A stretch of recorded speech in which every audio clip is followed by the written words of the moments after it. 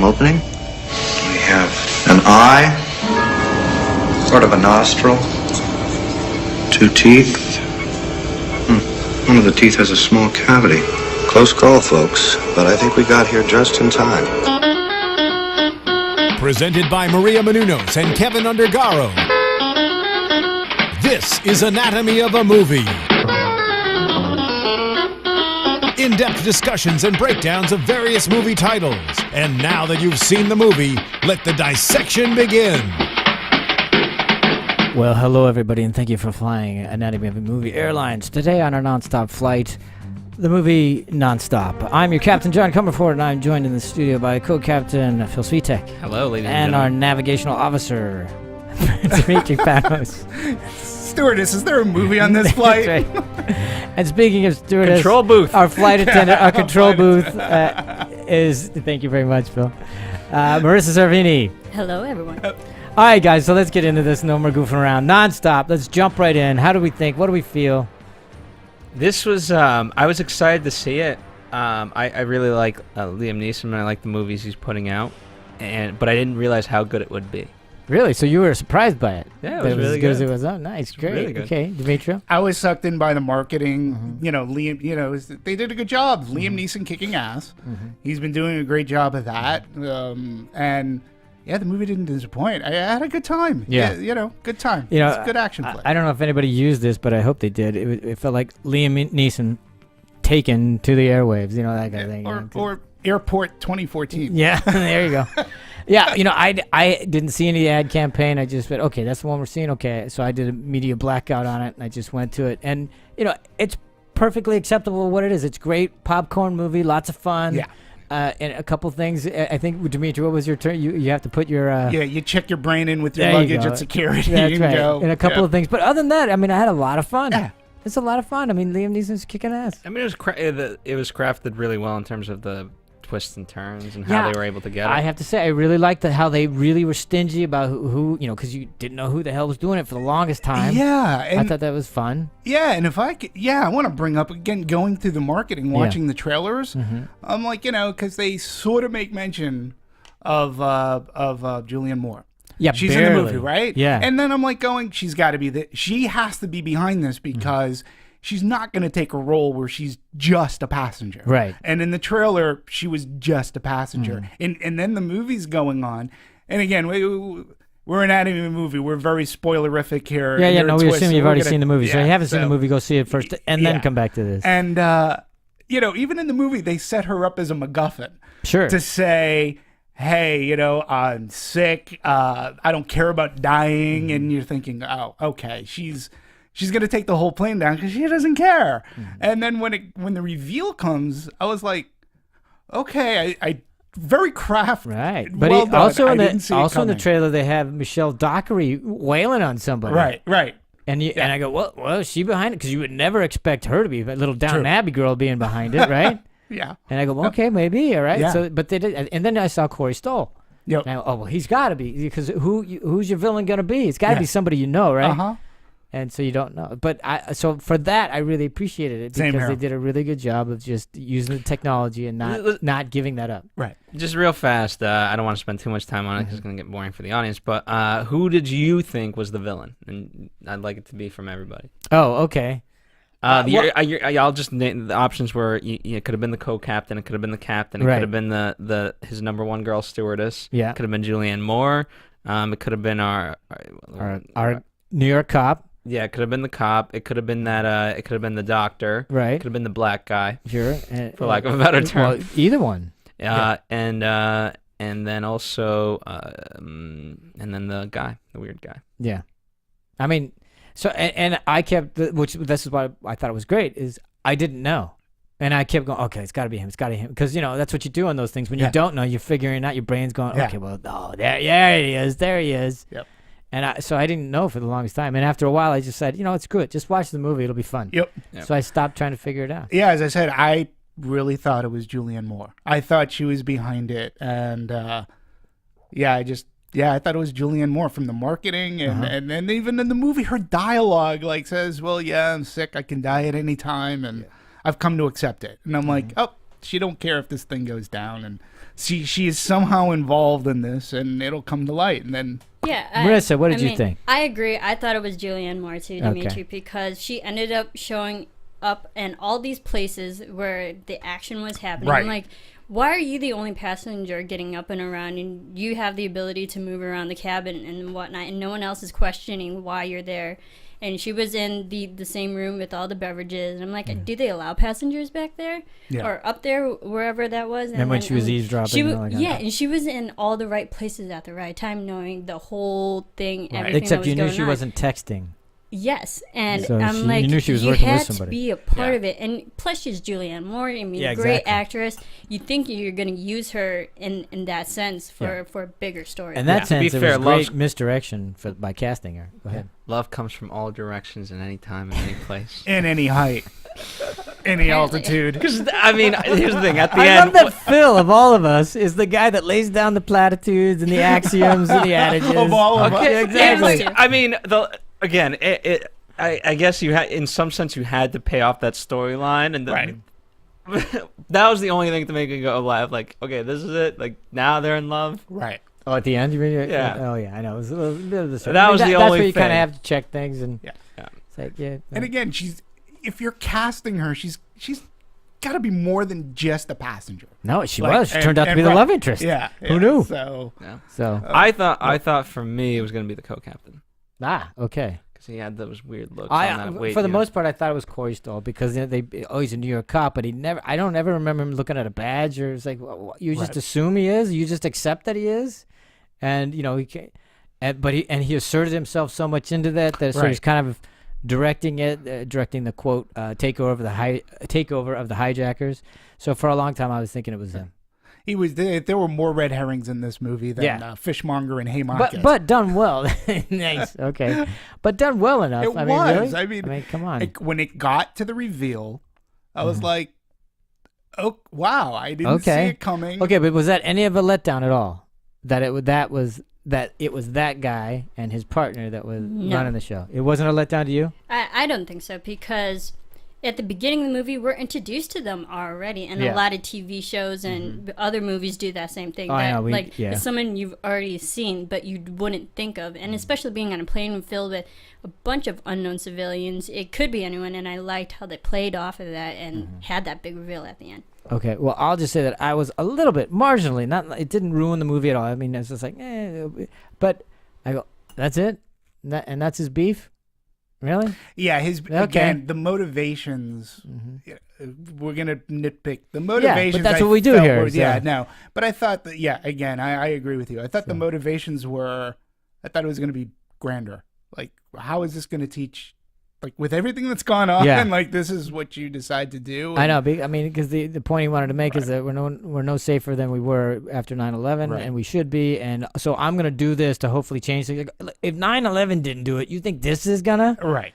So, but so anyway, but then again, I mean, he is granted- irrational. Yeah, that's the whole point. I mean, how rational was he? That's true. I You mean, know, his partner. He's I'm, like, "Oh, I'm we're only speaking as a writer, going, okay, I think you could have come up with a better argument. I don't disagree. Yeah, motivation. Were you disappointed?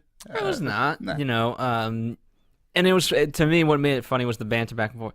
Like, this plane, we were never getting off this plane. What? What you mean we're never getting off? No, we have parachutes. We're getting off the plane. Yeah. Right.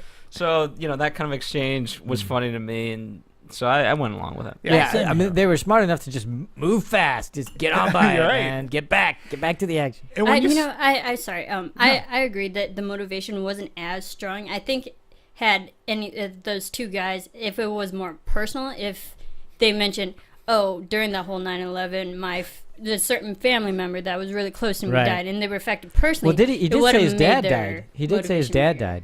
Oh, did they? Yeah, Yeah. he did. Okay. But I think I he agree with you. said But the But fact if that they it made wasn't bigger. exactly. And here's the other thing. Even though I really, really liked not knowing who it was for a long time, the price you pay for that is you don't really get to know your villain.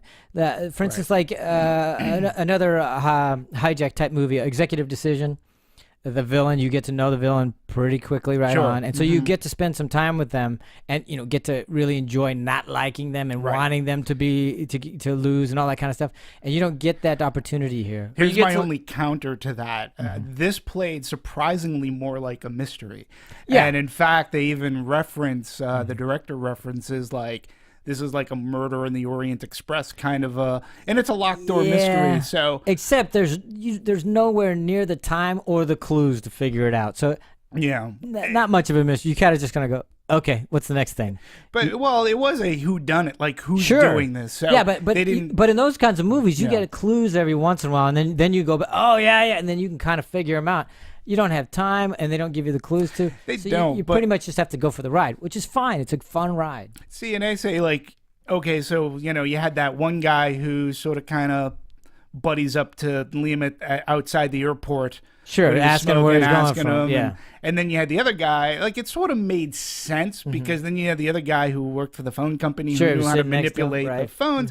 So when it happened, I was like, okay. Oh, no, they laid it in enough. It was great. And it was a great cover when he says, why did you ask me where you're coming from? Right. He paid me $100. I mean, all that. I bought all that. I was like, okay, so somebody's been, because somebody had been manipulating everything from the beginning. Yeah. So I completely bought that. Yeah.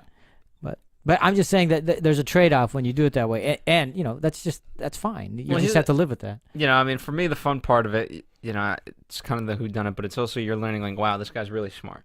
Yeah. He knew about, look at all the things that he knew about. Yeah. Starting with, the partner or whatever you want to call him and the cocaine. See, but that's another thing that kind of bothers me. Is that he's so smart to figure all this out, but then his reasoning is kind of lame. Yeah. And I say, come on. He's that much of a genius. He's not irrational then. He's pretty... I've met a lot of geniuses that don't have common sense. Well, okay, but it's obviously this thing is well planned out, very methodical. I mean, so I was like, geez, you did such a great job everywhere else, and then you kind of phoned in that. Yeah, well, to me, it was almost so planned out. It's like, really? You planned out that you knew Liam Neeson was going to take that guy out? That was going to be the first murder, so to speak? Oh, yeah. Well, I was like, I mean, wow, that was impressive, yeah. I go, wow, and you really planned you that have out. to go with it. You have just to kind go of with it. Okay. But, yeah, you have to go with it. But then in the same breath, you go, wow, that was sort of clever because our guy that's supposed to be the hero, he does the first killing. Yeah, which was great. That's a great little twist. I've never seen that. And it's like, all right, nice. Yeah. We're in for a different little ride here. That's good. Yeah. Plausibility? I don't know, but it's fun. It is just a movie, so... Yeah, my brain was in with my bags and it went overweight, so I had to pay the $25. So it was checked in. Mine was in the overhead. Lucky you. But I interrupted you. Do you remember? Well, no. Do we want to take a step back and how it fully got made? I know. Yes, let's do that. We kind of jumped the gun a little bit. We did, but we had. I mean, we had. I was chomping at the bit to talk about it. So, all right, let's talk about how this movie got made. I know that Dimitri's done some heavy research on this. I'm going to let you. Yeah, I mean, the. Have we, well, first off, because I don't want to butcher the gentleman's name, have we come up on a ruling in how to properly pronounce? We're going to say Claude Sarah. Okay, our tagline of the Sarah. episode was, the hijacking was just the beginning, the butchering of the name just at the end. Yeah, okay. There you go. So we'll go Claude Sarah. Claude Sarah, the director. He was with Joel Silver, and he'd actually been given this script, and basically he liked the fact that it took place in this one setting. Oh yeah, which is actually sort of kind of interesting because going back, if you notice, there weren't a lot of exterior shots of the plane. No. So a lot of it's in this one setting. He really enjoyed that because for him it sort of kind of made it Hitchcockian. Yeah. Believe it or not, there was no mystery in the original screenplay, and he wasn't a big fan of the original screenplay. As it was presented to him, he was the one responsible for putting in the mystery. He said, you knew who the villain was right from the beginning. And he goes, to me, that was sort of kind of boring because you're already in one setting. Yeah. If you know who the villain is at the beginning, then where are you going from there? So he actually threw the mystery part into it. And he'd worked with Liam Neeson prior with Unknown, I believe the movie was. Okay. And, Joel Silver, who's a big fan. Listen, we can go through Joel Silver's filmography, but they put the movie together. They went through Universal, and lo and behold, we got the movie that we ended up getting. They for its budget. Yeah, what's its number? Well, the production budget itself was $50 million, and then the total budget, which includes P&A, was $80. Wow, So they got a really good deal. Yeah, all things For an considered, action flick? for an action Yeah, movie. that's a good deal. Yeah, I mean, $30 million. Your prints and advertising. I would say a lot of it went into advertising, and I think they did a really good job advertising this movie. So $80 million to make this movie. One setting, one location. They shot on location at JFK in New York for was 2 a nightmare, days. I'm sure. Yeah, apparently I love it because. Wow, what do you think? You're making a movie about not flying and then the joys of terrorist attacks. We have to let you film. Do we have to let them film here? I mean, I just think that it's great that they.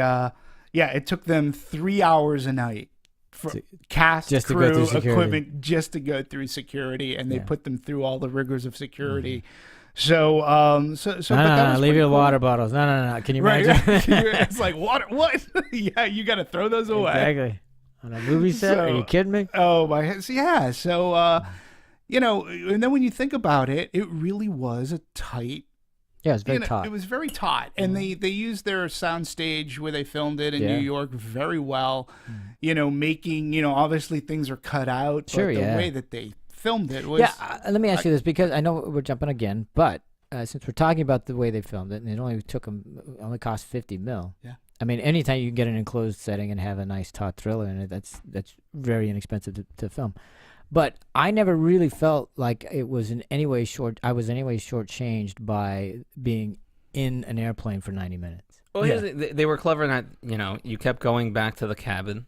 So that, you know what I mean? So, okay, one location, but within that you had the bathroom, you had the cabin, you had the first class, you had pilots, drinks, exactly. You had the and back. you had different cameras, video camera angles of other things. So we went outside a few times. I think it was once or twice. We went out one window, came down to the main cabin, came back into the cabin. And again, I think most of us have some familiarity with the plane, but they were great in this movie as to mapping out the geography. Yeah. I thought they did a really good job. And when you do that in an action film, and the audience has a good idea as to where the characters are playing this, where this is all playing out, that's a really great idea. It's really well done. And being that most of us have some semblance of knowledge of like, okay, we know the pilots are up there, there's first bathrooms class over here. Yep. Oh yeah. Well, The window seat is over here. Yep. So they did a good job. Yeah. And we always knew where we were. I thought they did a really good job of context. Yeah. Because it would easily, if you're in one location for very long, it can get really boring because it's the same camera angles, whatever. I thought they did a really good job of choosing that so that you weren't bored. The interesting angles, at least enough to keep you occupied or moving fast enough where you never felt like you were just going, oh my God, can we move, please?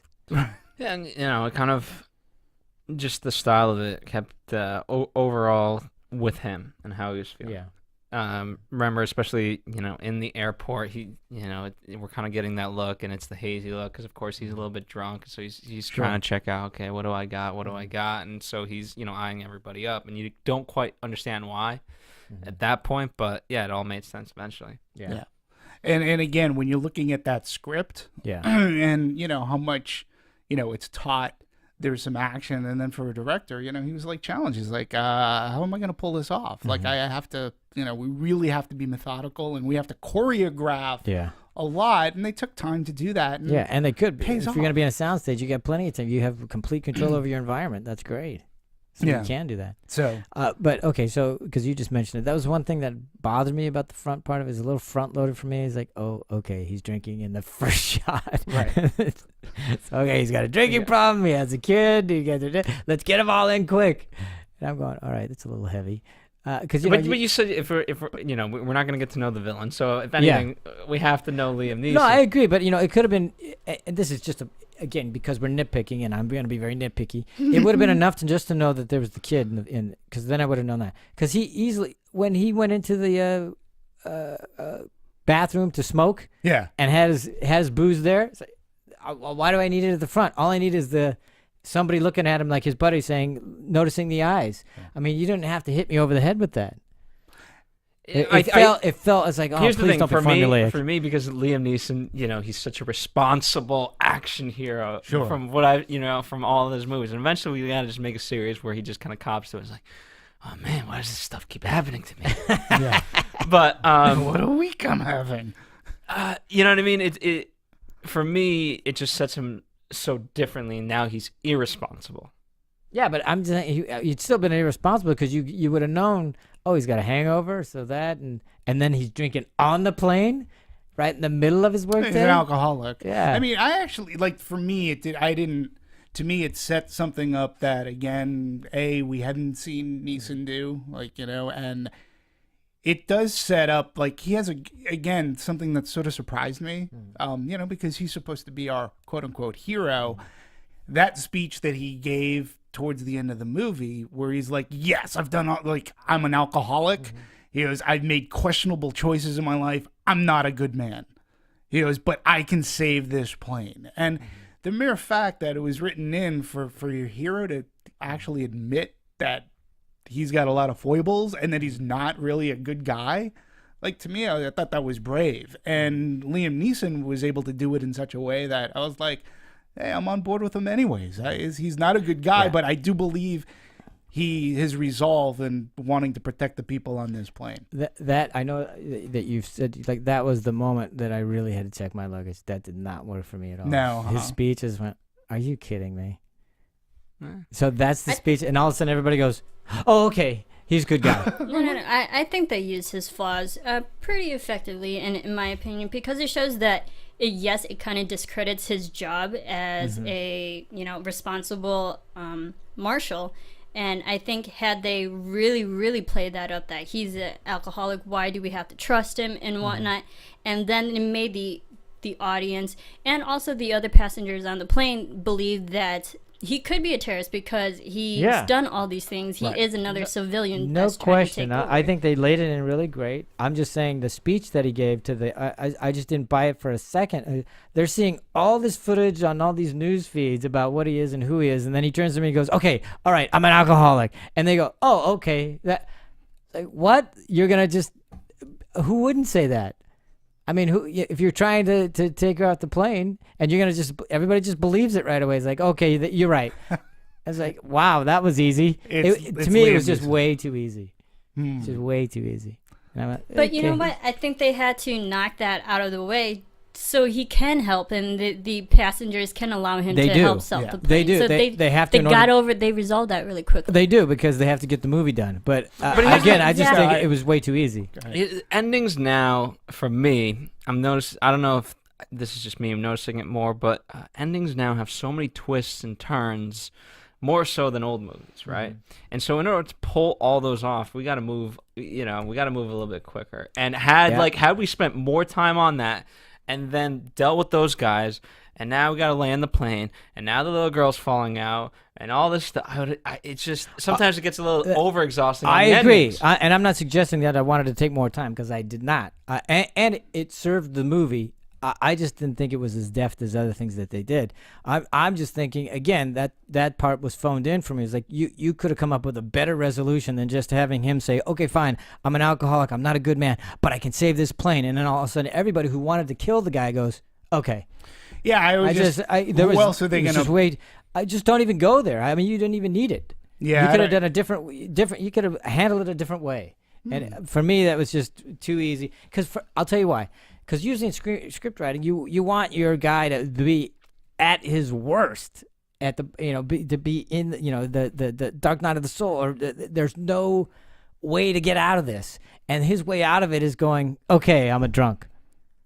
And I was like, I thought really? it was more than that. I mean, I thought he goes, "Listen, everything that you're saying, with the exception of me, I'm not hijacking this plane. You can believe everything else that they're telling you because that's true." And I cop to it. Yeah. But he goes, Oh, but not that you can believe everything, but not this. And it's like, really, nobody in the 150 passengers goes, "Yeah, I don't believe you." I was like, it's too easy. It took a long time for them to. Who else are they going to believe? Well, that's my point. They have control of the plane now. Yeah, I mean, if they really, it just was. For me, it was just too easy. And also, obviously, I'm in the minority. So let's move on. Yeah, at that point, the bomb is running out of time, so he didn't have time to really go over that. I mean, part of it is, a guy's gonna. I don't know. It works in two ways. If you show the bomb to people and like, hey, I found the bomb. Here's the bomb. Okay, you could of course be bluffing just to. Or he could have been the one that put it there. Exactly. Or in this case, I'm glad they bought a sincerity of like, oh, this guy actually just found the bomb. Mm-hmm. Yeah. So I mean, I don't know. We'll do a test flight. We'll see it worked. how everyone reacts. It worked. It served the movie. It was just kind of like, for me, it was just like, okay. Yeah, I liked it because we just don't get to see it in your typical action movies. We don't get to see the hero tell everybody, I'm really like, I'm to not. To be a good fair, guy. So we talked about other, Dimitri thinks that other action stars could have done this, and we talked about, John and I talked about 16 Blocks. So I would argue 16 Blocks kind of let us in on that a little bit, but that was a very, totally very different. Movie. Yeah. But, really good.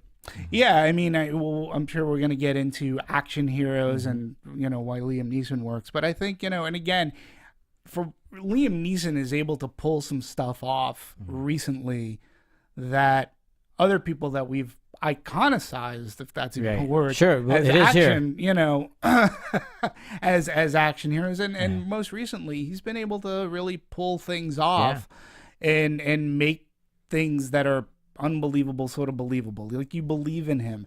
So yeah, we did have the conversation about like who else might have been able to play this role, and I said, Bruce Willis plays the everyman all right, and like maybe even, I know, here, just recently we've had this movie, and I think like a week before was this other movie called 3 Days to Kill, and Kevin Costner is trying to take this Liam Neeson role, action, resurrect his career. Is a Luc Besson movie, which Taken is a Luc Besson movie.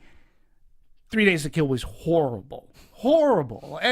But I was thinking, what if they offered this to Kevin Costner? Kevin Costner might have been able to do this. It was a better script, and he might have been able to do it. But right now, like, people like Liam Neeson kicking ass. Yeah, I think for me, it's a little bit about. I mean, if Bruce Willis, I'm sure he could have done it.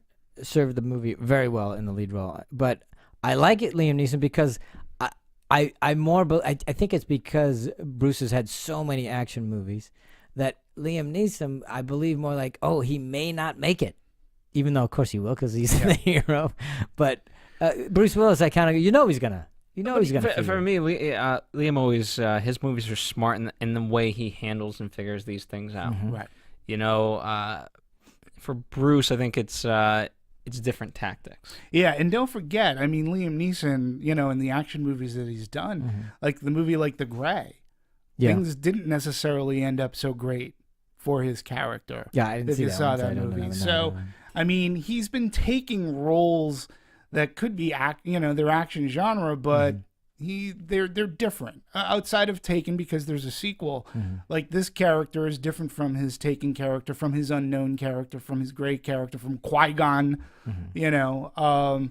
So he's embraced this. He's had a great renaissance, and he's had a really good run thus far. And who'd have thought? Yeah, and you know what? And I kind of agree with that. And also, Bruce Willis and Liam Neeson, they have different appearances. I think Bruce Willis, with his Die Hard movies, his character usually goes into big bad situations like, well, F you, I'm still going to do this, and I'm still going to come out on top. And then I think with Liam Neeson and his movies such as Taken, he realizes the bad enemies and goes after them, but not for himself. He goes after it for someone else, and he helps in that way. So they go into it with like different mentality and mindsets. Yeah. And again, I think, a lot of people are crediting Taken. Right. I mean, you can go back to Star Wars Episode 1, but don't forget he was also in Batman Begins. He was in Rob Roy too, way back then. Yeah. Yep. He was in Excalibur for a while. I love that movie. So, but but he's no complete stranger to being in big action kind of movies. But I think that's the part that works for him, because he's not really easily associated with it. He will be now, whereas Bruce Willis or somebody else, he is. Yeah. And that's why I think Liam works better in these, because you're not sure how it's going to play. And he was in the A-Team, which in all honesty, I didn't think it was that bad of a movie. But he played Hannibal. He was Send the your George Papard. comments to Dimitri Panos. The 18 movie I'm isn't kidding. that I don't know. bad I of didn't a- see it. I'm just Battleship, on the other hand. Okay. But, and again, when you're looking at, he was Zeus in Clash of the Titans. So he's been picking all these different roles. Yeah. And, he'll do it. He's become accomplished or more recognizable as he's been getting older. He's like a fine wine. He's just getting very seasoned. I thought he did a really nice job. There was only a few times where it was kind of like a little. It didn't work so much with me with the little girl. It's okay, but it wasn't singing on all cylinders, so to speak. That's a mixed metaphor like crazy. But anyway, I thought I like seeing him in these kinds of pictures. I think he does it well, and they're fun. And I think he makes everyone else shine. At Yeah, least in let's this go to the movie, other. You know what I mean? Because no one's. I don't think, for me, they're not recognizable by any means, apart from Julianne. Right. And right. obviously that's on purpose because had you all of a sudden laid in Ryan Gosling and this person, you're like, okay, one of them has who the hell's the killer? That's why I thought Corey Stoll was. He's the only one that was kind of rising at the moment. And so. I have to go back too because this was a movie that I actually I helped promote was Darkman. Oh sure, I mean, yeah. He was Darkman, which is an Absolutely. action with Sam Raimi, dark. Right out of it. So he's been doing this for a very long time. It's only until within the past but he's done a 8 bunch of years stuff that- in between them. Yeah. So, but Yeah. but let's talk about the other actors. And so you just mentioned Julianne Moore. What did you think performance-wise? This is not a movie she would normally do. This is not a genre she's usually associated with. But does she fit in nicely for you guys, everybody? What do you I think so. I've always liked Julianne Moore acting and whatnot. I felt like this was a very simple role for her. I don't think they utilized her acting abilities to the greatest. I mean, she was a passenger. Yeah. And she was along for the ride, and I felt like they didn't utilize her talent as much as they could have. Yeah, I would agree with that. I think that's a shortcome of the script, but certainly not Julianne. I mean, she's serviceable. I think. I think she really enjoyed her time with Liam. They have, for whatever word she is saying, they seem to have fun doing it. Oh yeah, but at the end there, when they're together, does that work for you? Because that was the only thing. That was the. But here's the thing. That's a It reminds nice me. note. In terms of her, she's taken on some funky role. I mean, Don John. She literally. Okay. I don't want to spoil the movie, but oh my god, Yeah. it's a fun role. But oh my god. And so she's kind of playing these different roles from what I'm used to seeing her in. And so this, again, is it the greatest in the world in terms of what they gave for her to work with? No, but she had fun, it seemed. Yeah. And she was Liam Neeson suggested her. Oh, is that right? Yeah, I'm Okay, trying to there you find. go, Apparently, nice. they had worked together before, and he suggested her for the role. Listen, I agree with you. She was in Carrie. She played Carrie's mom. Yeah. I thought she was really good. She was in Don John, which again, she was really good. But it was a different role for her. There is a sex scene, by the way. Yeah. What? Spoiler alert! They're not even covering that movie All right now. Don John is about. Anyway, Yeah, the whole so- movie's about but- just porn and sex. Yeah, and she's been in a lot of movies, but I think for her too, she's taking roles that are obviously she wants to work. I don't think, and she's taking roles. She's that filling are- out her resumes. Yeah, and I think, but she's taking some chances. Like, Sure. I'm not sure that an act like I don't think you'd see Meryl Streep Mm. playing Carrie's mom in a remake of Carrie. But Julianne Moore, like, she's like, hey, I want to work. This seems like I can make this my own. And she does. She does make it her own. And so when she's in this movie, she does add, between her and Liam Neeson, the other characters aren't necessarily as recognizable. Oh, I know. I mean, let's just talk So- about, like you were saying, let's fill that out even more. Yeah. She does a thing like Game Change. Right. And then she does, the kids are all right. I mean, Right. so she's all over the map. I mean, I All think she over the is. map. I mean, that's terrific. Good for her. Yeah, Congratulations. she's in. Yeah, and- she's going to and be in the Hunger that's- Games movie. There you go. Yeah, Go ahead. and that's what I'm saying because she's done The Kids Are Alright and stuff. So like seeing her acting ability in Yeah. that one, and I just wanted to see more from her. I mean, her character, you can feel for her. She has that sob story, but honestly, this is one of I think Julianne Moore's least memorable roles that she's done recently. Yeah, I mean it's not as meaty as say her character in Lost World. Right. But you know, but I think that really speaks to the genre. I mean, it's really hard to turn something really memorable. First of all, this isn't your movie. You're a supporting actor in it, and even as a supporting actress, you're not a huge part of the movie. I mean, yes, you have an integral role and everything, but it's hard to have a memorable performance as that character. It would have been interesting. I'm just gonna throw this out there. What if it was a female U.S. Marshal? Well, that's what I was saying. The next thing I hope she does is goes on the other side. What if and becomes Hey, she played Clarice Starling. There you go. That's true. Was delicious in the role. It Oh, I'm was. sorry. Oh. Sorry. Speaking of big actresses, let's talk about Lupita. Okay, there you go. This is it. All of 2 minutes. There you go. That's right. Okay, I'll bring this up too. I mean, Oscar winner. There, and she took this role. She filmed this after second 12 film. years. Yep, she filmed this after. Now you can go into Vulture.com and they have everything Lupita Nyong'o does in nonstop, and literally it's like a page, and they break it down via dialogue, both on and off screen. And even the twists. And well, I imagine her future roles will be a little meatier. Yeah. But you know what? In fairness, Yeah. she did just come off of 12 Years a Slave, but she filmed this before she even really got big, before anyone really recognized her. Right. So I can understand why they didn't give her a bigger role, because she was still sure. Clearly. so brand new. oh Absolutely. no, we're just in the lieu irony of the fact that she's a Oh, yeah. Right. Oscar No, I get winner that. now and then this. yeah, I think when I was invited to tweet during the live for Anatomy of a Movie, I said, "Oh my!" When she won the Academy Award, I wrote, and I said it jokingly because I said, "Wow, she was awesome in Nonstop." There you So And she was fine. Yeah, she was, fine. but it's Absolutely. funny. And again, this Vulture thing that I found, Vulture.com. They go as far as, we glimpse the back of Lupita's head as she asks Michael Dockery what the hell is going on. Like Michelle, we glimpse the back of her head. Like, this is like what she had. So Okay, but now, since you just mentioned her name, let's talk about Michelle Dockery. Sure. So she obviously well known from Downton Abbey. For those of you who don't know, and not aware of what TV is these days, hugely popular, the most popular television show arguably in the world right now, and seen in 150 countries. So, and then she gets this role, which is a huge departure from her role as Mary. And I watched Downton Abbey, so I was anxious to see what she'd do in an action movie. And I thought, wow. And what was nice is the first time I see her, it takes me a second. I go, oh, there's Mary from Downton Abbey. But she doesn't have the affectations that she does as Mary, and so she's calmed all that down. And I thought, wow, good for her. it's a good role to Absolutely. try to, if And you're she gonna gets to slug disassociate- somebody, which is Right. great. I mean, Yeah. I'm sure if she saw that, wait, I get to hit somebody? Yes, I'm in. Yeah.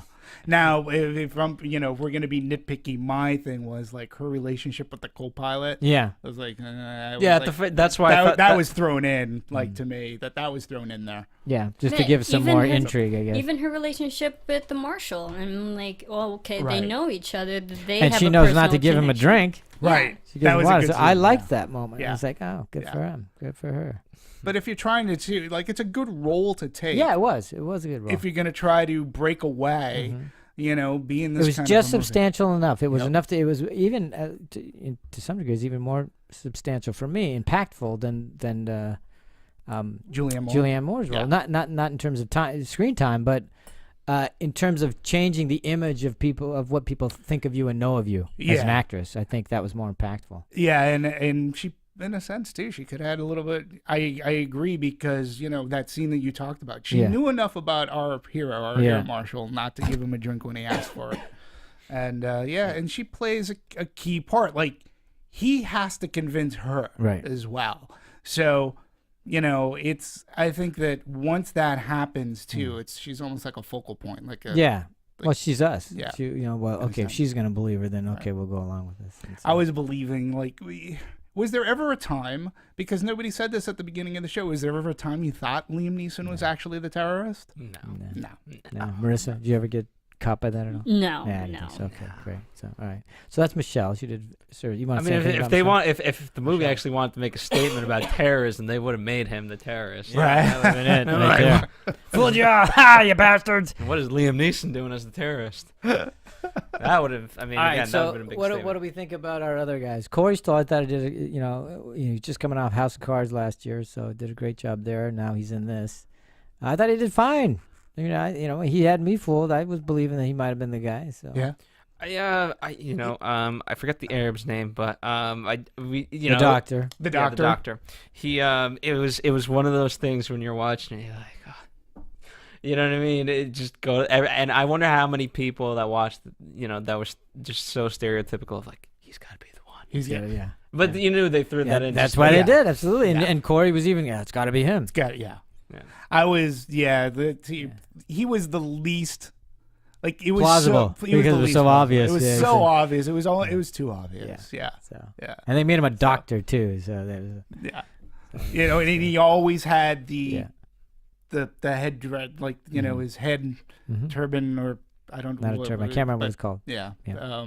The headdress. Always had that on, and everybody was giving him the looks, and Yeah. yeah. And everybody would. If he was on a plane, everybody Yeah. give him those sadly. sideways glances. Absolutely. Hey, even the director has said that going through airlines, he gets profiled, so to speak. Oh, does he he? said, Because- he said at one point going through an He's airport, Spanish? he was Spanish. He's He was Spanish? stopped 3 times within 50 meters. Wow. He said, I was stopped 3 times. He goes, it is what it is. He goes, Mm-hmm. I can't get upset about it. That's what security is. And knowing what, now when we went through the stuff at JFK, Right. I'm not surprised. Okay. So in terms of the rest of the cast, I really don't have anything bad to say about it. I mean, I thought they all did their jobs. I mean, Yeah. it all worked for me. Did you have any issues with anything, or did you just like it? Did you? I like that. I mean, you're saying some of them are more. To me, they're not as recognizable, or at least they changed enough where I didn't and so I like that aspect of it. Yeah, As they I kinda said, blended had you in. cast this isn't American Hustle where you need an ensemble cast for Right. this. Yeah, that's true. Because they would have just taken away so much. Yeah. Yeah, I think and they blended I well. think it like Scoot McNairy. I was just looking him up, and he's revealed as being one of the baddies. And this is a guy that was in Argo. He was Toby? in 12 Years a Slave. I'm sorry. Okay, go ahead. He was in Killing Them Softly.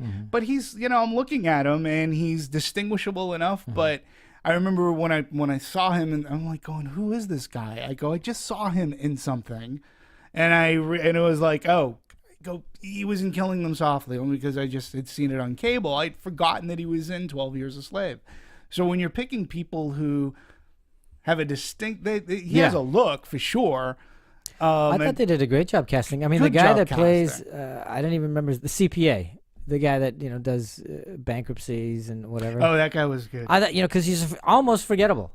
In terms of I only mean that he blended into the rest of the crew, not the crew, but He was a the passenger. passengers. Exactly. It's like good casting on that. Yep. And even the other gentleman who turns out to be the baddie, he wasn't anybody that I No. recognized. No. And I think I did I can't remember from what movie, but I go, oh, that guy. Yeah, I've seen that guy. there's a gentleman, Nate Park. Yeah, Nate Parker. Nate Parker, yeah. He was in Row. He was in Arbitrage. He was in Red Tails, Nonstop. I mean, he's been in movies, Red but Tails, I where think remember from. I think it's smart when you're in such an enclosed environment. Yeah. Had you put in some more star power, it might have been obvious to the audience as to, well, No, it's that's not why I gonna think it be was smart. 'Cause very smart Julianne to Moore, do. just like everybody here, said, well, it has to be Julianne. Why would she come in here and Why do would this, she do right? So that Right. and Corey, for me, since he was known from House of Cards, I go, oh, there you go, because he took the role, right? Right. Because he's like, he's not quite A-list, but he's getting there, right? He's on his way. And so I thought, anyway, everybody else kind of blended in. Yeah. So I thought that was done really well. Yeah, I agree. And it lent to the suspense and it lent to the mystery. Because even remember, okay, the guy who was there with his new wife, I guess they were newly married. No, I thought Looked they a were lot just- like the guy who's actually shooting the video, and I'm going, wait, are they the same? Yeah. I mean, that's how much they blended in, and you couldn't quite tell. And I Like thought people on a plane. exactly. Yep. So I thought that was done very Yeah. well. Yeah. In terms of people on a plane, right? This kind of goes more into cinematography, but they always had those shots, and especially like the first 20 minutes, and pardon the pun for this movie of it. It was all about like which one of them's texting, and we always had those shots Right. of like looking at them, and what I loved is like him, we were always like, who the hell's the mother texting? Yeah, exactly. Where's that mother? It's like, yeah, and I couldn't see it. Since you brought up texting, I actually thought too that it was great how they using technology against our hero. Yeah. And it's sort of funny, like, I don't know if the influence was from Sherlock, But to me, they do put that the- the pop up thing from Sherlock a lot. Putting But the but text it on works. screen rather than seeing it on the Right. It's so It much works. better. It's I so much easier hate and- reading it on the damn things. The thing for me is that I had a hard time believing that they had service on planes. I mean, you're up in the air. I mean, if anyone's been on planes, some people usually have a hard time getting on the internet and whatnot. And then the fact that no one had problems using all this technology, and even the kid uploading the videos to YouTube and like Yeah. the media, I had a hard time believing the technology would actually work against our action hero. To be fair, yeah, I mean, it's amazing how far flights have come. Yeah, Like, and good they were, ones, that you know. part was on a separate network, so I bought that. I don't know if they really do. I'm assuming they do. The Marshals are on a separate network than everybody else. Yeah, they're on a separate network, So- but the but then- fact that the kid was uploading Right. videos like Right. Then willy they- nilly. No. Yeah, I then had they a hard bring time them up. believing Yeah, it. I mean, Yeah. I've never, when I'm on a plane, I'm not online. Yeah. so I don't care. No, neither am So I. I don't know how Here's he- the thing: so many people nowadays. It's incredible how fast and easy you can get online. Oh, is it? Oh, absolutely. Yeah, what's it called? Boingo or something like that. It's incredible. You spend especially- like $9, but it's not that. But it doesn't. To Marissa's point, Yeah. it's not that like you wouldn't be uploading videos. It's not that fast. It's not the best. But, Exactly. I understand You know. that. but it's a movie, and again, you Yeah. Well, gotta go all with it. London Airlines apparently has very good service. apparently so. Very good Yeah. online service. Well, just one of the had Liam Neeson's character had to upload a video, then yeah, it would have taken 5 days just to do it. Yeah. You know, The post But- to YouTube. but again, as John, it's working against them, and so yeah, you know, everything. Yeah. You know, you go all the days of all the times for the internet to work on this damn plane. Why has it got to work today? Yeah. You know, and it was exactly. interesting too because they could have shut it off Yeah. at any time, and he's like, "No, you have to keep it on because Because I want to communicate, which Yeah, I it didn't has get to be. because, wait a minute, I thought you were on a private network or a separate network, so if you shut everybody else's down, why is that going to shut yours down? I just didn't, that part they didn't make that the clear. kill at all. switch cuts it all off." Yeah, it's like, oh, it cuts it all off? That's ridiculous. What's the point of having a separate network?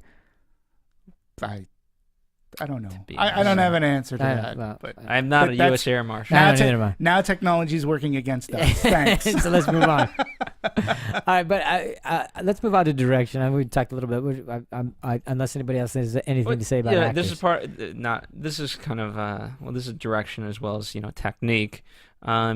Just in terms of so much of the technology, various things, and eventually it became so quick of like, hey, let me see your phone, and Right. and just even seeing like the nudie pics. Yeah, exactly.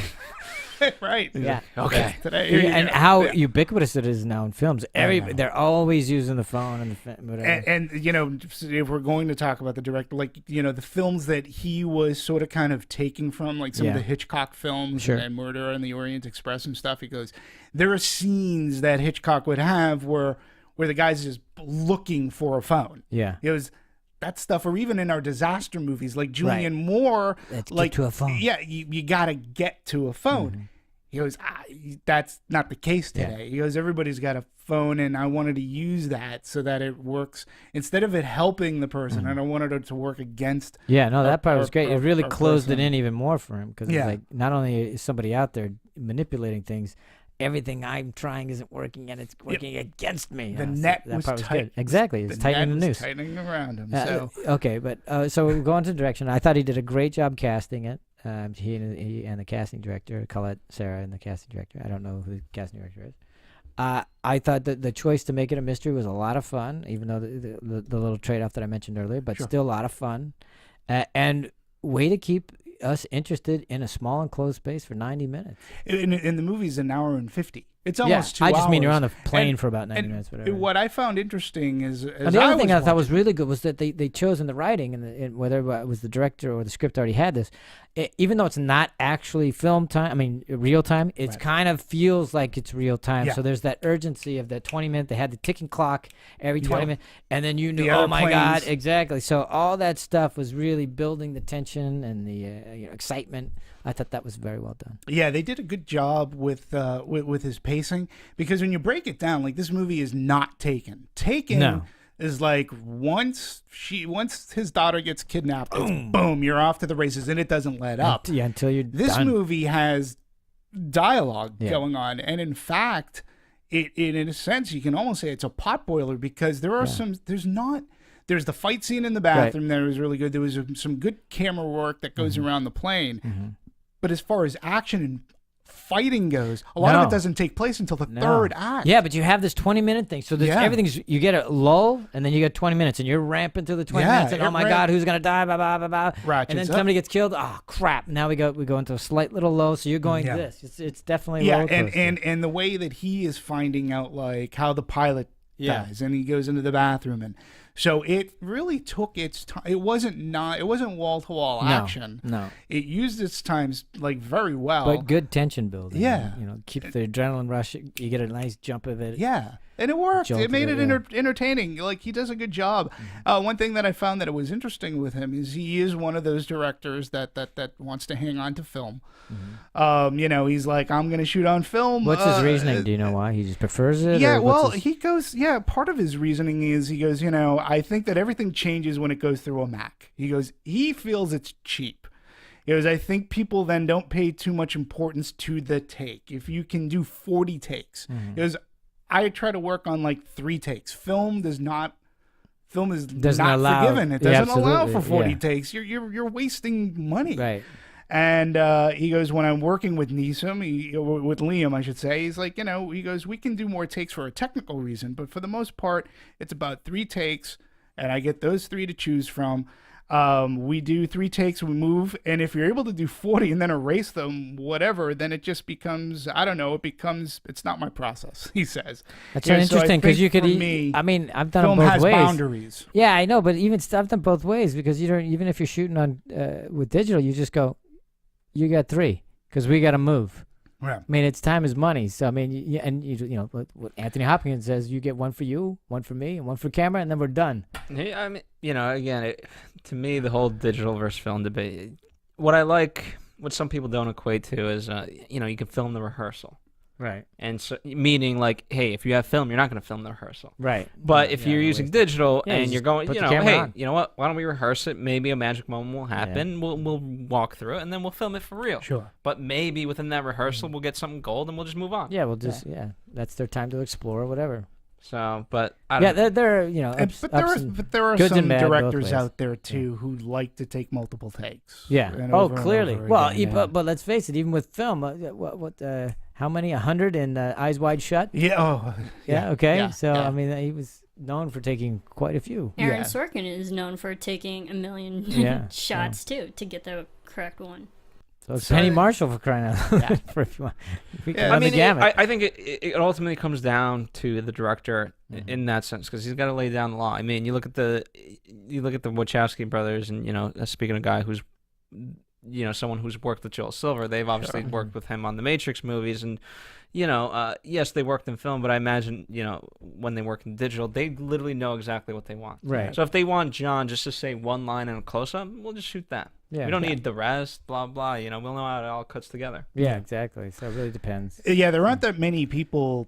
I mean, there's probably more. The director that we're talking about right now, Colette Serra. Spielberg likes to work on film.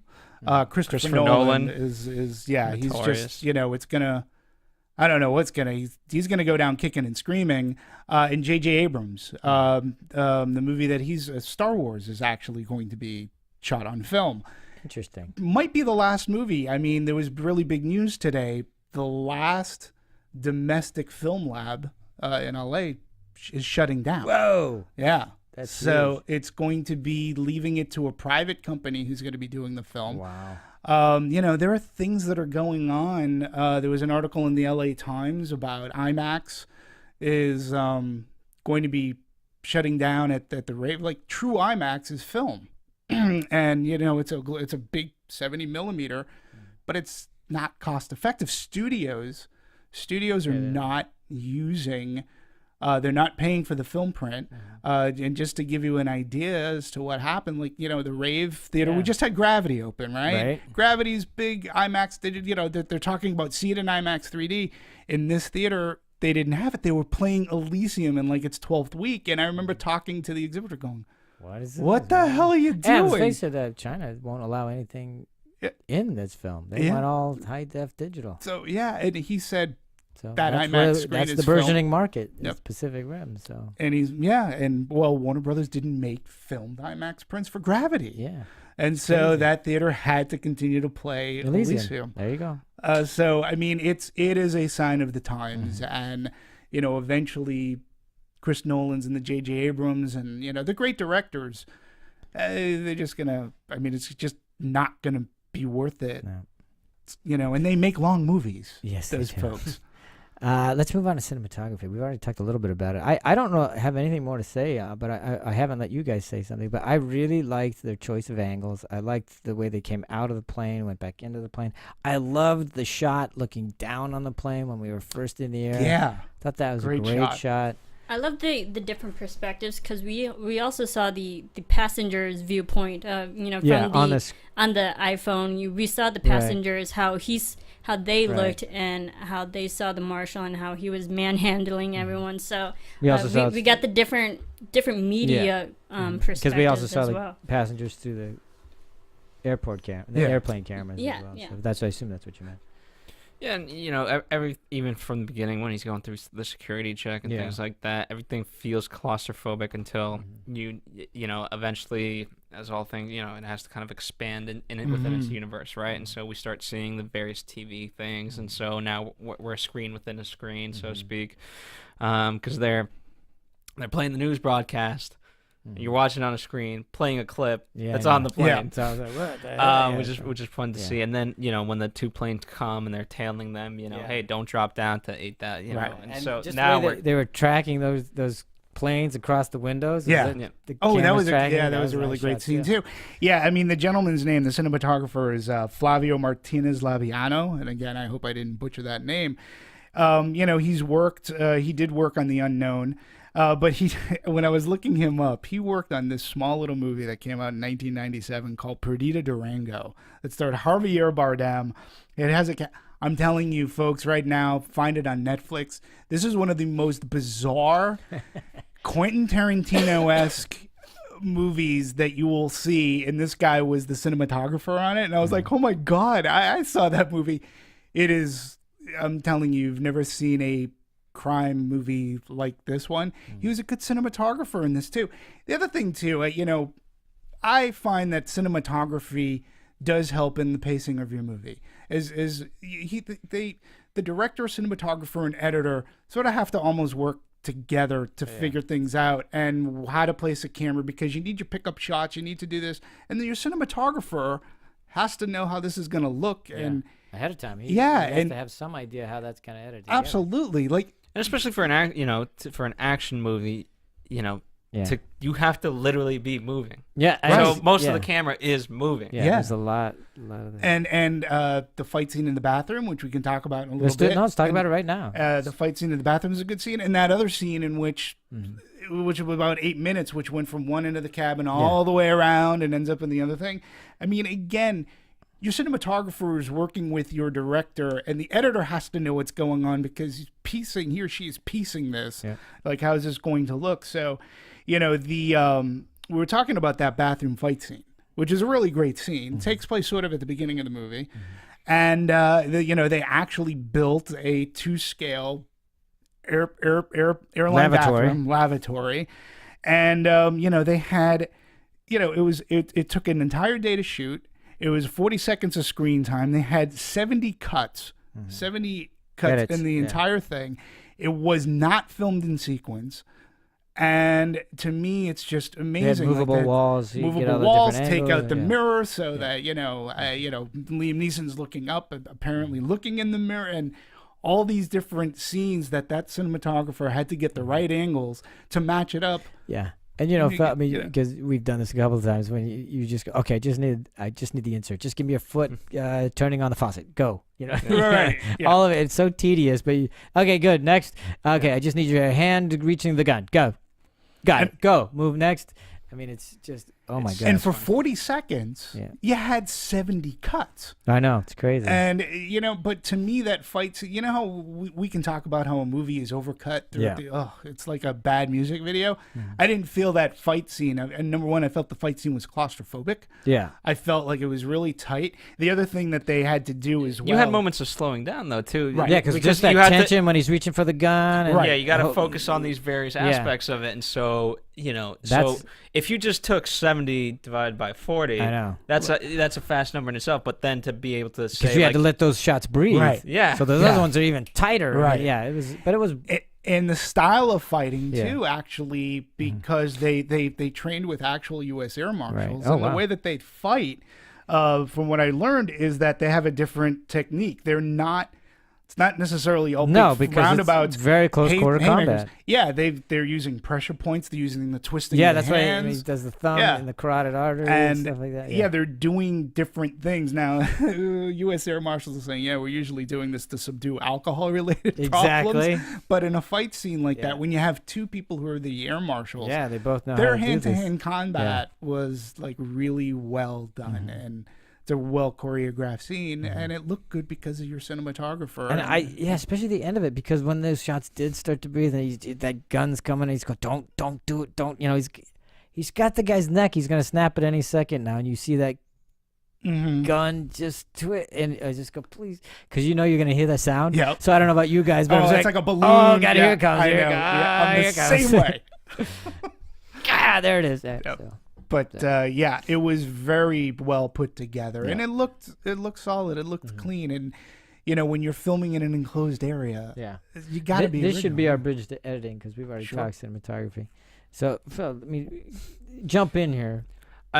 They knew which shots to, again, it's a perfect marriage of the various things. They knew which shots to reuse and how fast. And so, the other kind of motif throughout was the captain's viewpoint, right? Right, And he later on said lock the door and things like that.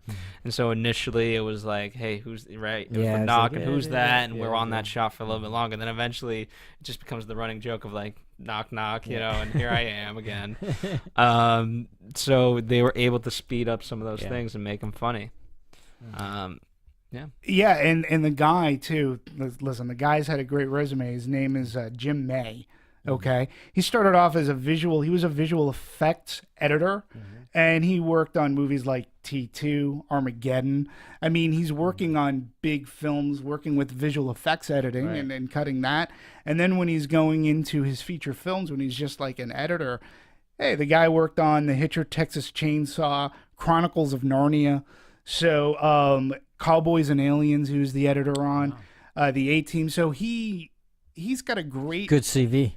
Yeah, and but good for action, because he knows how to put together visual effects and how those shots are going to look together, and then how to do an action scene, and if I have to meld the two. And I felt that the pacing was wonderful. too was really well done. For it kept to a mystery, kept me on suspense.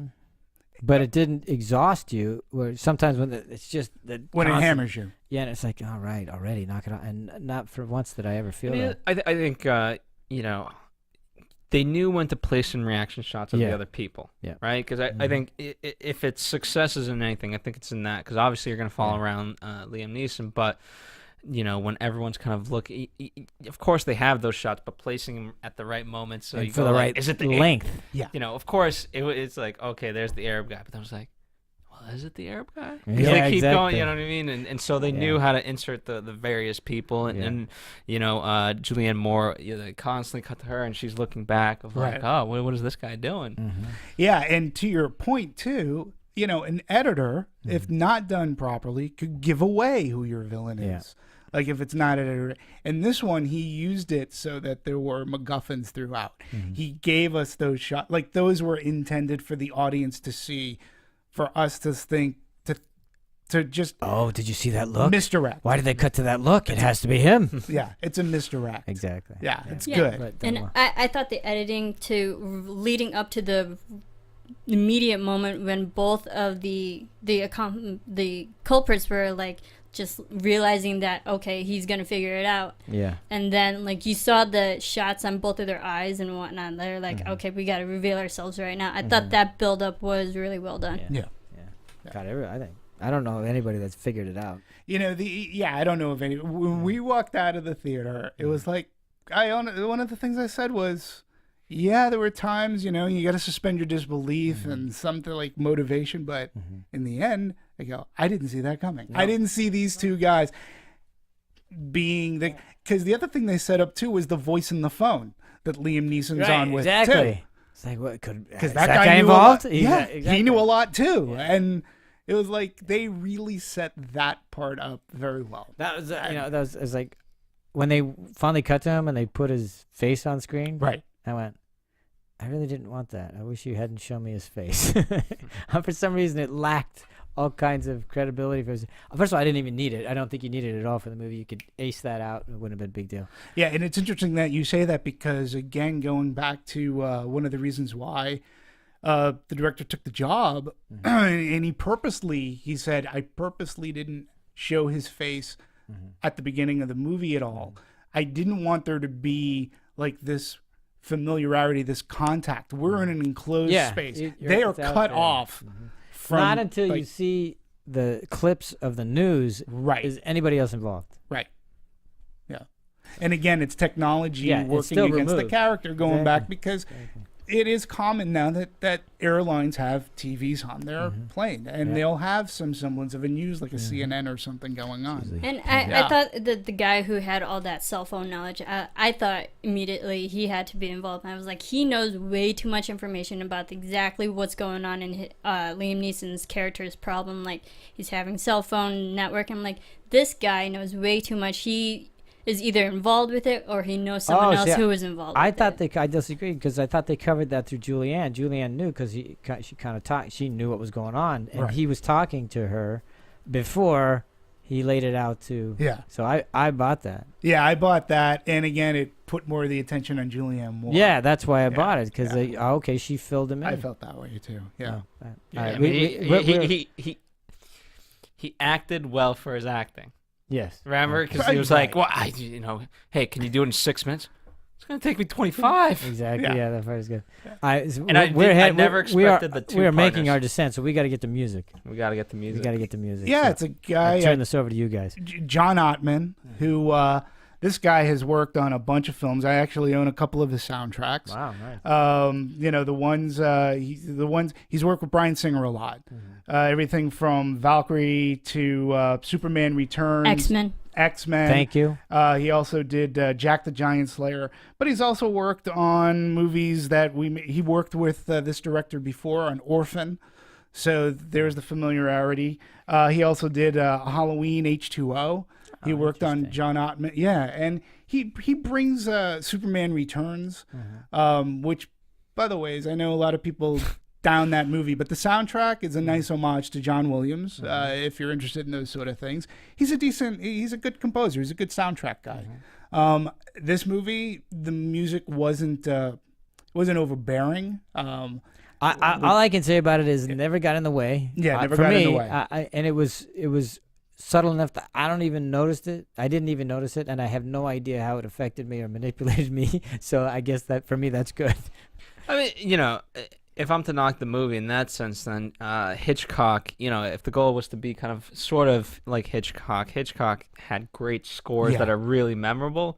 So if that was one of the goals, and I don't think it was, you failed on that respect. But again, it succeeded in the movie. I'm just saying, if the goal was to be like that. Yeah, but Hitchcock, his music tends to be, like in your face, something bad is happening right now. So you always remember, it's always associated with a certain scene. And I felt like in this movie, it was just a nice, companion to everything that was going on. Yeah, and I'll say out of John Ottman's huge resume, there was only like 3 movies in which he did Kiss Kiss Bang Bang, which I love that movie. Yeah. I did, while watching that movie, a lot of times, I noticed the soundtrack. It had this great jazzy feel to it, film noirish kind of. bought the soundtrack. Really good soundtrack. Obviously, Superman Returns. I said it's John Williams, so it. Are you sort playing kinda some of peaked that to for us, Marissa? Yeah. Thank you This is so the much. epilogue Very much. theme. Nice. And then The of course, kiss. of course, Halloween is an iconic. yeah, that's Carpenter. That's it's an iconic thing, and he added a little bit of orchestration Oh, did he? behind it. Took it less electronic from Alan Hallworth. What he did, John I thought Ottman Carpenter worked. did that. It was Hallworth? Hallworth worked with Carpenter Okay. on a lot of films. Got it. Okay. But the original Halloween was all Carpenter. Got it. Okay.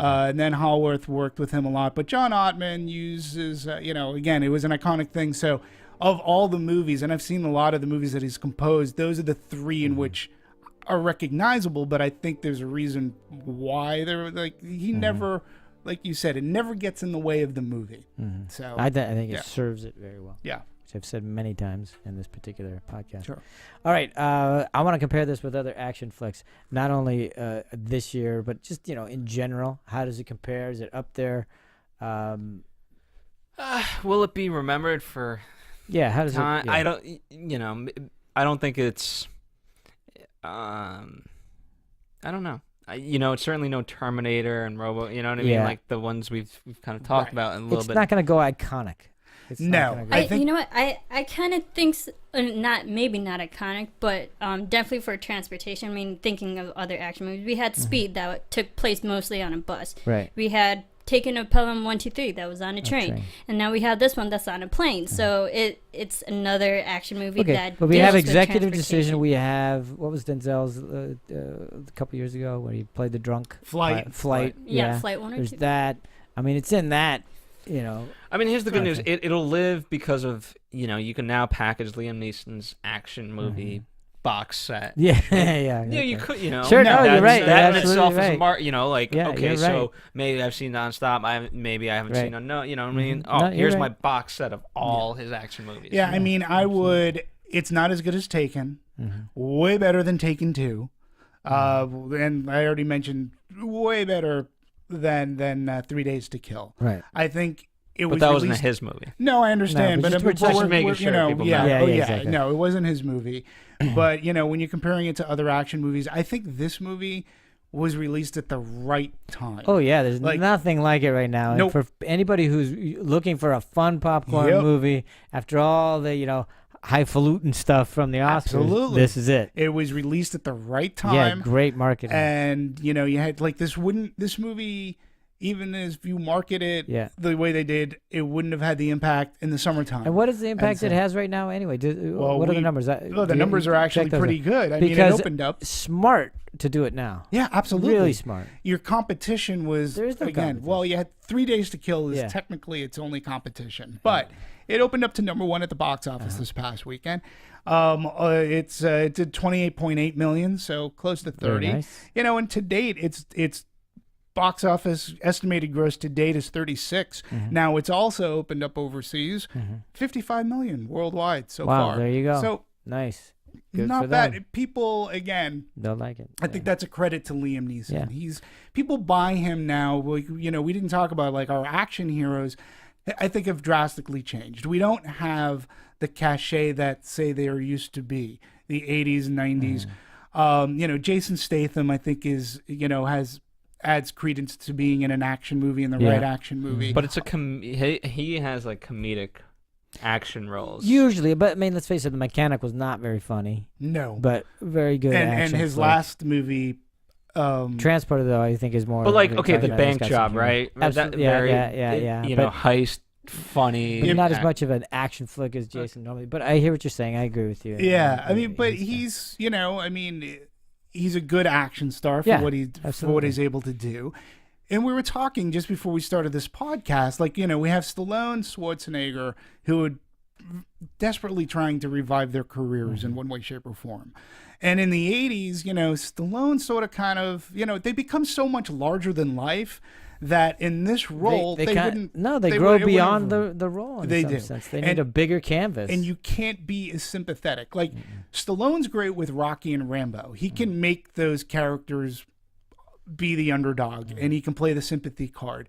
Arnold today, not so much. Well, he's got what's his one that's out now? That's Well, he coming out has soon? Sabotage is coming there you out, go, yeah. but the both of them were in the Escape Plan, which didn't do that well. Each had their own respective Bullet in the Head for Stallone and Last Stand for Schwarzenegger. Each of those movies didn't really light up the box office, so people aren't buying them today outside of if they're in an Expendables movie, which those movies now are becoming a joke to themselves. Is it because of their age? Are we just tired of seeing them? Anything real quick? I don't know if it's their age. I think it's just. Or are they just not that good of a movie? I think it's partly that. Although I haven't seen most of these. But that tells you something though, because you haven't gone to wanted to see them. You haven't heard buzz enough to go see them. You know, and to me, it kind of taints what they did in the past. And you know, I like the Expendables. It is a parody. It continues to parody itself more and more. But that's what I buy them in. You know. Okay. Mm-hmm. But I buy the first Expendables was really good because it did it in a wink wink nudge nudge, where the second one was just that was pushing you over with the self parody and the self of they become caricatures almost, and it's tough for them to buy that. That's why, like, Bruce Willis, to an extent, he's always played the everyman. But I forget who said it. Maybe he too, like, that Bruce Willis will come out of it regardless of whether what part he takes. Liam Neeson has sort of kind of snuck in this role. That's why I think it's as very we said, effective. He's been doing it for a long time. He's played action parts, and now he's just like Taken was the one. When he has that line, he goes, "I have a certain set of skills." I think part of it, honestly, is his look. Because he does not look like. I mean, I agree. I was like, he's very gruff. In and the everyday he doesn't have the body of a Schwarzenegger or Stallone or anything like that. And he, even though he's a big guy, he's imposing. He's but it's not like he carries himself like the others do. Sure, it's just he doesn't. But part of it is now you have the new transition is just action superheroes. Yeah, that's it. You know what I mean? Like, okay, you have Thor, you have all that's you talk about, okay, you got to take on something larger than life. Well, okay, now you can be a deity or you have superpowers. That's it. Yeah, and that's what you're doing. And Vin Diesel, to an extent, he too has had his Riddick, but the Fast and Furious are action movies. In that genre, he works. He's really well, but this is a guy Taken. Unknown, Taken 2, this movie, outside of the sequel, Taken 2, his character has been different. And, the interesting thing about this director, too, is 3 of his movies, from Orphan to Unknown to this movie, has had some semblance of a twist at the end that has worked. Orphan, regardless of what you think, I didn't see the twist coming. Okay. Unknown had a really good twist. This movie had a good twist. We didn't see it coming. But yet he's not known as a twist, quote unquote, director. I mean, the guy's pretty subtle, I guess. Very subtle. Like M. Night Shyamalan, when he comes out with Sixth Sense, that had a huge twist, and then he does Unbreakable, and like he became the twist director to his detriment, because when you started seeing his movies, you were looking for the twist. Yeah. Well, I hate the Sixth Sense. Okay. No, because it's all that. Here's the thing. There's a difference in the twist that happens here versus in the Sixth Sense of, look how clever I am as a filmmaker. Mm-hmm. Okay. You know what I mean? Where this is a twist for all the characters as well as the audience. It works for the movie, as opposed to like, hey, here's just a filmmaking technique. Yeah. And I was able to fool all of you. Yeah. Well, on that note, we have to say to bring our tables up and locked, and bring the chairs to the full locked position, because we're about to land. Make sure your seatbelt's on. We need that last words. Anything anybody has to say? We will not be doing the Sixth Sense. Yeah. Anytime soon. Yeah. Clearly. All right.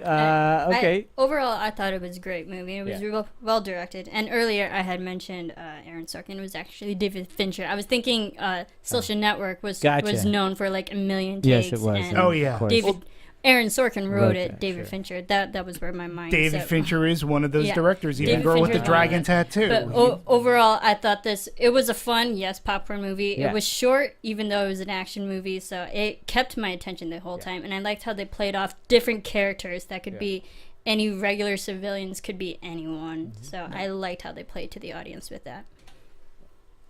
Last one. Anything? That's it. Okay. Had Yeah, some fun. good. Enjoyed it. It's for what it is. It does it well. It's a lot of fun. Go watch it. You'll enjoy It yourself. was a good hangover movie. Yeah. Because now here's the thing. Now we're getting back into the now Grand Hotel Budapest is coming up, and I'm excited. 300. That's 302. Yeah. What are we calling it now? 302. Yeah. 600. Yeah. But so we'll definitely be discussing those types of movies. But I enjoyed just this one for what it was. And Okay. Now for everybody here who wants to write in a comment, go to anatomyofamovie.com. Follow us on Twitter at Movie Anatomy. And all that fun stuff. that's right. Let us know what you're thinking. And I'm going to continue to plug Anatomy of a Movie because we just had the Academy Awards. A lot of these movies that were nominated and won are on Blu-ray. So if you haven't seen the movies, go ahead. Check out Gravity. Check out 12 Years a Slave. They're on Blu-ray right now, and we talked about them. So Absolutely. we have longevity all through the home entertainment And here's market what we as know. well. I know you guys have been writing in more and more, which is great. And so what I'm learning about you guys, you guys really love what we do. You may not always agree, which is fine. Which is we don't absolutely even fine. agree. So to that, I'm sure you have. Who doesn't go to the movies? So the number one thing that you could do to give back for at least right now is just to spread the message. Tell a friend. Listen with your wife. Listen with your kids. Listen with a coworker. Whoever. Just be like, hey, these guys are pretty cool. The person that you go to the movie with. There you go. Yeah. Water Cooler Talk. So All right. On behalf of everybody here, I want to thank you very much for tuning in, and we will talk to you next time. From producers Maria Menounos, Kevin Undergaro, Phil Svitek, and the rest of the Anatomy of a Movie staff, we would like to thank you for listening and subscribing to the show. If you have any questions or comments, feel free to email or tweet us. I'm Sir Richard Wentworth, and this has been Anatomy of a Movie. Thanks for watching Anatomy of a Movie on YouTube. For more on your favorite movies, subscribe to our channel here, and be sure to let us know what you think in our comment section below here. Bye. Didn't care. And then when the reveal comes, I was like, okay, I very crafty. Right. But well done. also I in didn't see it the coming. trailer, they have Michelle Dockery wailing on somebody. Right. And I go, well, is she behind it? Because you would never expect her to be a little Downton Abbey girl being behind it, right? Yeah. And I go, well, okay, maybe, all right. Yeah. So, but they did, and then I saw Corey Stoll. Yep. And I go, oh well, he's got to be, because who's your villain gonna be? It's got to be somebody you know, right? Uh-huh. And so you don't know. But so for that, I really appreciated it Same because here. they did a really good job of just using the technology and not giving that up. Right. just real fast. I don't want to spend too much time on it because it's gonna get boring for the audience. But who did you think was the villain? And I'd like it to be from everybody. Oh, okay. I'll just name the options were it could have been the co-captain, it could have been the captain, it Right. could have been his number one girl stewardess. Yeah. It could have been Julianne Moore. It could have been our New York cop. yeah, it could have been the cop. It could have been that. It could have been the doctor. Right. It could have been the black guy, Sure. for lack of a better term. Well, either one. And then also and then the guy, the weird guy. Yeah. I mean, so and I kept which this is why I thought it was great is I didn't know.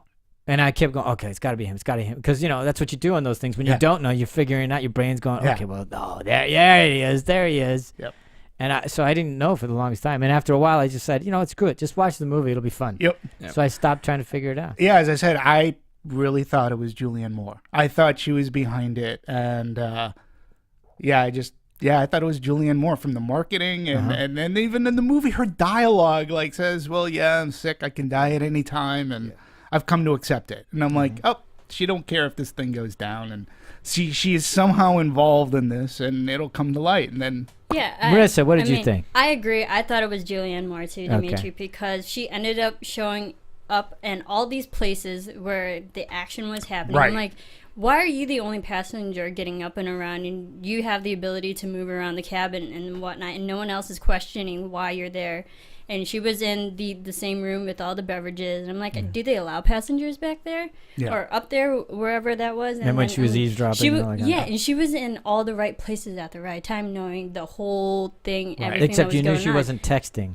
Yes, and So I'm you like, knew she was you working with had to somebody. be a part Yeah. of it, and plus she's Julianne Moore. I mean, Yeah, great exactly. actress.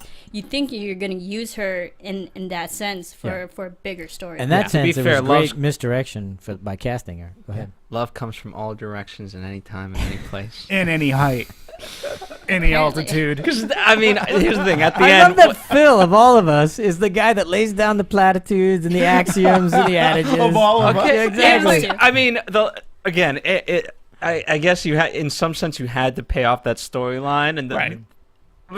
that was the only thing to make it go laugh. Like, okay, this is it. Like, now they're in love. Right. Oh, at the end, you mean? Yeah. Oh, yeah, I know. It was a little bit of the. That was the That's only where you kind of thing. have to check things, and Yeah. Yeah. that is, you don't really get to know your villain. For instance, like another hijack type movie, Executive Decision. The villain, you get to know the villain pretty quickly right Sure. on, and so you get to spend some time with them, and get to really enjoy not liking them and Right. wanting them to be to lose and all that kind of stuff. And you don't get that opportunity here. Here's get my to- only counter to that. This played surprisingly more like a mystery. Yeah. And in fact, they even reference, the director references like, this is like a Murder in the Orient Express kind of and it's a locked door Yeah. mystery. So, Except there's nowhere near the time or the clues to figure it out. So yeah. not much of a mystery. You kind of just kind of go, okay, what's the next thing? But, well, it was a whodunit, like who's Sure. doing this. So Yeah, but they didn't. but in those kinds of movies, you Yeah. get clues every once in a while, and then you go, oh yeah, and then you can kind of figure them out. You don't have time, and they don't give you the clues to. They so don't, You but- pretty much just have to go for the ride, which is fine. It's a fun ride. See, and I say, like, okay, so, you had that one guy who sort of kind of buddies up to Liam outside the airport. Sure, when he's asking where he's smoking, going asking from, him, yeah. And then you had the other guy, like, it sort of made sense because then you had the other guy who worked for the phone company Sure, who knew how to sitting next to him, manipulate the right. phones. So when it happened, I was like, okay. Oh no, they laid it in you know, enough. It was great, and it was a great cover when he says, "Why Great did you cover. ask me where you were coming from?" Right. He paid me $100. I mean, all that. I bought all that. I was like, Yeah. okay, so somebody's because somebody had been manipulating everything from the beginning. Yeah. So I completely bought that. Yeah. But I'm just saying that there's a trade-off when you do it that way, and that's fine. You Well, just here's have to live with that. I mean, for me, the fun part of it, it's kind of the whodunit, but it's also you're learning, like, wow, this guy's really smart. Yeah. He knew about, look at all the things that he knew about. Yeah. Starting with, the partner or whatever you want to call him and the cocaine. See, but that's another thing that kind of bothers me. I say he's so smart to figure all this out, but then his reasoning is kind of lame. Yeah. And I say, come on. He's that much of a genius. He's not irrational then. He's pretty... I've met a lot of geniuses that Yeah. don't have common sense. Well, okay, but it's obviously this thing is well planned out, very methodical. I mean, so I was like, geez, you did such a great job everywhere else, and then you kind of phoned in that. Yeah, well, to me, it was almost so planned out. It's like, really? You planned out that you knew Liam Neeson was going to take that guy out? That was going to be the first murder, so to speak? Oh yeah, well, Yeah, I was yeah. like, I mean, wow, that you- was impressive. Yeah, I go, wow, and you really planned you that have out. to go with You it. have You just to kind go of with go, it. okay. But yeah, you have to go with it. But then in the same breath, you go, wow, that was sort of clever because our guy that's supposed to be the hero, Just he does the first killing. yeah, which was great. So, That's a great yeah, little twist. I've yeah. never seen that, and it's like, all Nope. right, nice. Yeah. We're in for a different little ride here. That's good. Yeah. Plausibility, I don't know, but it's fun. It is just a movie, so. Yeah, my brain was in with my bags and it went overweight, so I had to pay the $25. So it was checked in. Mine was in the overhead. Lucky you. So, but I interrupted you. Do you remember Well, no, what it was? do we want to take a step back and how it fully got made? I know. Yes, we, let's we do kind that. of jumped the gun We a little did. bit. We did, but we had. I mean, We had to. I'm opening. We have an eye, sort of a nostril, 2 teeth. One of the teeth has a small cavity. Close call, folks, but I think we got here just in time. Presented by Maria Menounos and Kevin Undergaro. This is Anatomy of a Movie. In-depth discussions and breakdowns of various movie titles. And now that you've seen the movie, let the dissection begin. Well, hello everybody, and thank you for flying Anatomy of a Movie Airlines. Today on our nonstop flight, the movie Nonstop. I'm your Captain John Comerford, and I'm joined in the studio by co-captain Phil Svitek. Hello, ladies And and our gentlemen. navigational officer, Dimitri Panos. Stewardess, is there a movie on this flight? That's right. And speaking of stewardess, Control booth. our flight attendant, our control booth is. Thank you very much, Phil. Marissa Servini. Hello, everyone. All right, guys. So let's get into this. No more goofing around. Nonstop. Let's jump right in. How do we think? What do we feel? This was I was excited to see it. I really like Liam Neeson, and I like the movies he's putting out, but I didn't realize how good it would be. Really? So you were surprised by it? Yeah, it That was really as good as good. it was. Oh, nice, great. really good. Okay, Demetrio. I was sucked in by the marketing. You know, Liam. You know, they did a good job. Liam Neeson kicking ass. He's been doing a great job of that. And yeah, the movie didn't disappoint. I had a good time. Yeah. You know, good time. You know, It's a good action flick. I don't know if anybody used this, but I hope they did. It felt like Liam Neeson taken to the airwaves. You know, that kind of thing. or Airport 2014. Yeah, there you go. Yeah, you know, I didn't see any ad campaign. I just went, okay, that's the one we're seeing. Okay, so I did a media blackout on it, and I just went to it. And, you know, it's perfectly acceptable what it is. It's great popcorn movie, lots of fun. Yeah. And a couple things. I think, Dimitri, what was your turn? You have to put your... Yeah, you check your brain in with your There you luggage go. at security That's and right. go. And a couple of things. But other than that, I mean, I had a lot of fun. Yeah. It's a lot of fun. I mean, Liam Neeson's kicking ass. I mean, it was crafted really well in terms of the twists and turns and how they were able to get it. I have to say, I really liked how they really were stingy about who you know, because you didn't know who the hell was doing it for the longest time. Yeah, I and thought that was fun. yeah, and if I could, I want to bring up again going through the marketing, watching the trailers. I'm like, you know, because they sort of make mention of Julianne Moore. Yeah, She's barely. in the movie, right? Yeah. And then I'm like going, she's got to be she has to be behind this because she's not going to take a role where she's just a passenger. Right. And in the trailer, she was just a passenger. And then the movie's going on. And again, we're an anime movie. We're very spoilerific here. Yeah, There are no, we twists, assume so you've we're already gonna- seen the movie. So if you haven't seen the movie, go see it first and then yeah. come back to this. And, you know, even in the movie, they set her up as a MacGuffin. Sure. To say, hey, you know, I'm sick. I don't care about dying. And you're thinking, oh, okay, she's going to take the whole plane down because she doesn't. Yeah, I was chomping at the bit to talk about it. So, all right, let's talk about how this movie got made. I know that Dimitri's done some heavy research on this. I'm going to let you. Yeah, I talk mean, for a sec. you know, the have we? Well, first off, because I don't want to butcher the gentleman's name, have we come up on a ruling in how to properly pronounce? We're going to say Claude Sarah. Okay, Our we'll call him tagline Claude of the Sarah. episode was the hijacking was just the beginning, the butchering of the names at the end. Yeah, Okay. there you go. So we'll go Claude Sarah.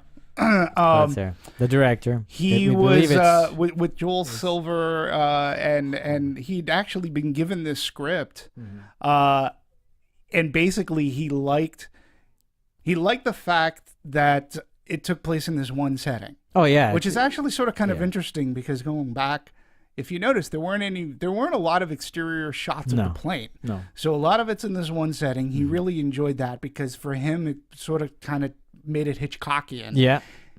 Believe it or not, there was no mystery in the original screenplay, and he wasn't a big fan of the original screenplay. As it was presented to him, he was the one responsible for putting in the mystery. He said, you knew who the villain was right from the beginning, and he goes, to me, that was sort of kind of boring because you're already in one setting. Yeah. If you know who the villain is at the beginning, then where are you going from there? So he actually threw the mystery part into it. And he'd worked with Liam Neeson prior with Unknown, I believe the movie was. Okay. And, you know, Joel Silver, who's a big fan. Listen, we can go through Joel Silver's filmography, but they put the movie together. They went through Universal. And lo and behold, we got the movie that we ended up getting. They for its budget. Yeah, what's its number there? Well, the production budget itself was $50 million, and Wow. then the total budget, which includes P&A, Yeah. was $80. Wow, So- they got a really good deal. Yeah, all things For an considered, action flick? for an action Yeah, movie. That's a good deal. Yeah, I mean, $30 million. You know, your prints and advertising. I would say a lot of it went into advertising, and I think they did a really good job advertising this movie. So $80 million to make this movie, one setting, one location.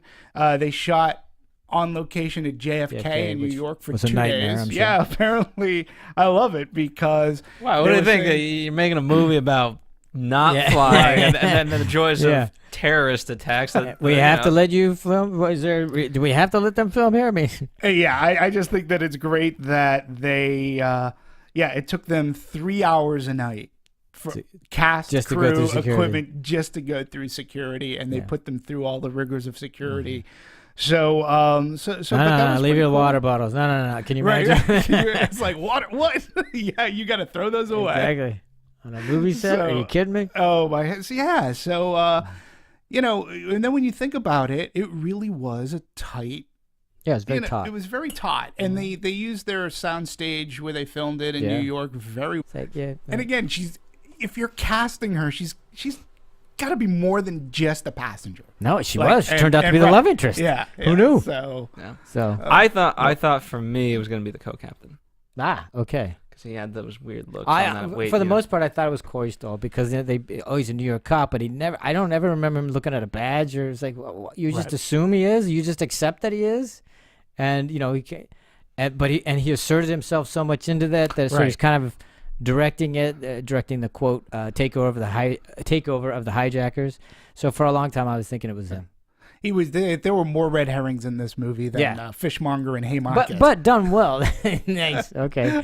But done well enough. It I mean, was. really? I mean, come on. when it got to the reveal, I was Mhm. like, "Oh wow! I didn't see Okay. it coming." Okay, but was that any of a letdown at all? That it was that guy and his partner that was No. running the show. It wasn't a letdown to you? I don't think so, because at the beginning of the movie, we're introduced to them already, and Yeah. Mm-hmm. a lot of TV shows and other movies do that same thing. Oh, I that, know, like yeah. it's someone you've already seen, but you wouldn't think of, and especially being on a plane filled with a bunch of unknown civilians, it could be anyone. And I liked how they played off of that and had that big reveal at the end. Okay, well, I'll just say that I was a little bit marginally, it didn't ruin the movie at all. I mean, it's just like, but I go, that's it? And that's his beef? Really? Yeah, again, the motivations. We're gonna nitpick the motivations. that's I what we do felt here, were- yeah, so- no, but I thought that. Yeah, again, I agree with you. I thought the motivations were. I thought it was gonna be grander. Like, how is this gonna teach? Like, with everything that's gone on, Yeah. like, this is what you decide to do. I know. I mean, because the point he wanted to make is that we're no safer than we were after 9/11, Right. and we should be. And so I'm gonna do this to hopefully change things. Like, if 9/11 didn't do it, you think this is gonna? Right. So, but so anyway, but then again, I mean, he is granted- irrational. Yeah, that's the whole point. I mean, how rational was he? That's true. I mean, you know, his partner. I'm only speaking as a writer, going, okay, I think you could have come up with a better argument. I don't disagree. Yeah. Motivation. Were you disappointed? I was not. no. You know, and it was to me what made it funny was the banter back and forth. Like this plane, you know, we were never getting off this plane. What? What you mean we're never getting on? No, we have parachutes. We're getting off the plane. Yeah. Right. So that kind of exchange was funny to me, and so I went along with it. Yeah, same I mean, here. they were smart enough to just move fast, just get on by it, You're right. and get back to the action. And when I agree that the motivation wasn't as strong. I think had any of those two guys, if it was more personal, if they mentioned, oh, during that whole 9/11, the certain family member that was really close to me Right. died, and they were affected personally. Well, he it did would've say his made dad their died. He did say his motivation dad bigger. died. Oh, did they? Yeah, Yeah. he did. I But think I he agree was with you. that. But the But fact if that they it made wasn't bigger. exactly. And here's the other thing. Even though I really, really liked not knowing who it was for a long time, the price you pay for that.